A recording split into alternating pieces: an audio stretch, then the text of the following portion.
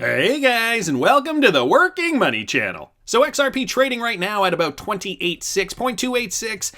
Nothing special going on in the cryptocurrency space. We are witnessing this inverted head and shoulders pattern for XRP continuing on the daily. I'm hoping we are going to continue to see a rally upward, of course, as I'm sure all of you guys are at this moment in time. If we bring up Bitcoin, we are seeing Bitcoin dropping a little bit. And so when is this Bitcoin rally going to continue its trajectory upward past $42,000, which was indeed the last all-time high right up here, 41,900 give or take. And so when are we going to see that pop to the upside? Well, you know, the 45% correction is still not out of the cards. As you guys see here, we did top out over here on this last run up. We have not broken this all-time high. So until we can break to the upside of that, we are in a holding pattern, okay? We could still see Bitcoin correct to the downside. And like I said, 40 to 45% in a correction wouldn't be that unusual. And I wanted to bring this up for you again in case you missed the video I did on this. I'm going to put a Fibonacci extension here to show you guys where we could go. Now, this is not the retracement tool. This is the extension tool. And I'm just showing you guys with regards to that last correction we saw for Bitcoin. It brings up the same fib numbers. So you guys can see here, retraced it down from this top here, down to the retracement, all the way up to the new top. And this will project where Bitcoin could correct to. So as you guys can see down here, we hit the 1.618 line. And if we see a 40 to 45% correction, give or take, we could in fact see Bitcoin go down. We'll take it from the top all the way down here, right down to the 2.618 level. That would be, in fact, 43.6%. And of course, that brings us down and around this level of support down here. So the Fibonacci checks out. Of course, we are rallying upwards at this point. And, you know, the crypto market, we're just kind of waiting here. Meanwhile, some parting thoughts from Brian Brooks here on Twitter, some parting thoughts on financial issues the next administration should focus on, and he hashtags banking, crypto, and financial services. I will link this tweet in the description if you guys want to read, but apparently he has been slammed on this. This from MACKATTACKXRP on Twitter, and so acting comptroller of the currency Brian Brooks has resigned from his post at financial regulator OCC 2 days after the announcement of his stepping down emerged in the media. The news is reported by Politico. So here's the reason why Brooks resigned from the ruling position at the top U.S. banking regulator, so Brian Brooks to step down, Blake Paulson to become acting comptroller of the currency on January 14th. As we all know, he is pro-cryptocurrency, and that's what got us all excited. OCC's excessive focus on crypto assets, and so I suppose his peers were slamming him about this. However, in mid-November of last year, the efforts of Brooks and the OCC targeted at setting up regulation of crypto assets faced criticism from some U.S. Congress members as well as some from the American Bankers Association. Lawmakers believe that efforts to regulate cryptocurrencies were not as important in the current economic situation as spreading a financial stimulus among average U.S. citizens. And I suppose that is debatable depending on who you are. They added that apart from the American Banking Association, other trade groups also shared these concerns. The OCC's work under Brooks to regulate crypto and integrate crypto payments into the daily lives of American businesses and average Americans was referred to as an effort to increase access to financial services to the banked community via mobile phones. Basically, it sounds like Brian Brooks just wanted to get the United States on board to what the rest of the world was doing, because the rest of the world is already moving ahead with cryptocurrency innovation, and it sounds like Brian Brooks just wanted to bring the U.S. up to speed. Anyway, he's been criticized, and in amongst this, I saw this from Anders L. Of course, I mentioned this in a video the other day. This is Christine Lagarde just going on to say that there needs to be a global regulation policy for Bitcoin, and this reported from Reuters. Let me play you guys this clip if you still didn't hear it from the horse's mouth. It is a speculative. It's a speculative asset by any account. I mean, when you look at the most recent developments upward and now the most recent downward trend, it's for those who had assumed that it might turn into a currency. Terribly sorry, but this is an asset, and it's a highly speculative asset, which has conducted some funny business and some interesting and totally reprehensible money laundering activity.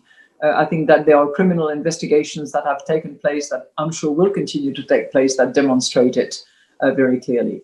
And there has to be regulations, and this has to be applied and agreed upon. It's a matter that needs to be agreed at a global level, because, you know, if there is an escape, that escape will be used. So I think it needs to be if anything, it shows that global cooperation, multilateral action is absolutely needed, whether it's initiated by the G7, moved into the G20, and then enlarged, but it's something that needs to be addressed. And FATF is clearly an organization that has expanded in that respect. So as you've heard here, Christine Lagarde not hiding her opinions about Bitcoin needs to be regulated on a global level. And, it has been used for money laundering in the past, of course. It is a speculative asset. That is another big point that she mentions here. And Christine Lagarde, head of the ECB right now, used to be the head of the IMF, isn't against cryptocurrency as a whole. As we know, when she was head of the IMF were having discussions about the utilization of a cryptocurrency asset that could transfer value globally. And those talks were being had with Ripple and members at Ripple, including Brad Garlinghouse. It's the utility for cryptocurrency that's going to be important moving forward. And this coming from the Cryptic Poet, Ripple just announced via a job listing site that it was looking to hire 3 central bank technical partner managers. So guys, Ripple is not slowing down. RippleX's mission is to inspire and enable developers and institutions to collectively build the Internet of Value, as we all know. The technical partner manager will play a central role in growing Ripple's engagement with central banks around the world by designing and then guiding the deployment of CBDC projects and solutions. You will be working closely with our engineering teams to ensure customer success. This role may be based out of our San Francisco, New York, or London offices. And so down here, give some of the key responsibilities. As you guys can see, Ripple's still going full force, making sure that they succeed at achieving their mandate of frictionless payments through cross-border transactions, sourcing XRP as that liquidity tool in order to facilitate these. Utility tokens are going to be the future, and yeah, when Christine Lagarde says Bitcoin is a speculative asset, it is moving up and down based on the sentiment, based on what people feel right now. That's speculation based on where you think the price will go next. Nothing else, nothing is backing it. But when you have a company like Ripple, forging ahead, using their partnerships and leveraging the XRP token in order to build something real, this is where the value will be in the coming years. The Cryptic Poet also posted this. Speaking of utility tokens, VChain is another one that I really like. SAP and VChain partner DNV partner to deliver an oil and gas industry cloud solution designed to combat corrosion. So apparently, these guys are one of the largest independent management and quality assurance experts, and they said they have teamed up to deliver a new industry cloud solution, Corrosion Under Insulation Manager, designed to tackle a major problem facing the integrity of oil and gas plants. Corrosion Under Insulation Manager is one of the latest industry cloud solutions built and run on the OpenSAP cloud platform. And these guys are now partnering with VChain. As you guys can see here, DNVGL partners with blockchain expert VChain to increase transparency from the factory to the customer. That was way back in January 2018. Wanted to thank the Cryptic Poet for pointing us to that. And another one in VChain news, VChain integrated BYD presents new hybrid powered DMI model. So BYD, or BID, I don't know if that's pronounced BID, they've unveiled a new plug-in hybrid powertrain called the DMI, which is expected to reduce fuel consumption to 3.8 liters per 100 kilometers. 3 BID models will initially be equipped with the DMI hybrid system, which is now entering series production. The Kin, the Song, and the Tang. So this is occurring in China. Still, plug-in hybrids tend to be in the 1 to 2 liter range or even lower in terms of standard consumption, especially in the NEDC, which is common in China. BID's announcement of a consumption of a 3.8 liter per 100 kilometer is surprising. And so these guys are integrated with VChain. BID debuts their carbon banking solution as co-developed with DNVGL and VChain on the VChain Thor public blockchain platform. And here is an article back from September 2018 just demonstrating that. So real great stuff happening with the VChain team as well. And did you guys see this? I saw this from BANKXRP. John Mitchell, the VP of Global Sales at Ripple, said this. He posted this a couple of weeks ago. We continue to build our network, signing new financial institutions at the rate of 2 a week. This is our network to growing exponentially. That's the impact we are having with our superior technology. And again, the Senior Vice President, Global Sales at Ripple, and this was 2 weeks ago after the SEC lawsuit was filed. So it's looking like Ripple's progress is not slowing down, even despite the lawsuit. The central banks, governments around the world, the financial institutions, they still believe in the Internet of Value, they still believe in Ripple the company, and they still believe that XRP can source that liquidity needed in order to facilitate these cross-border transactions.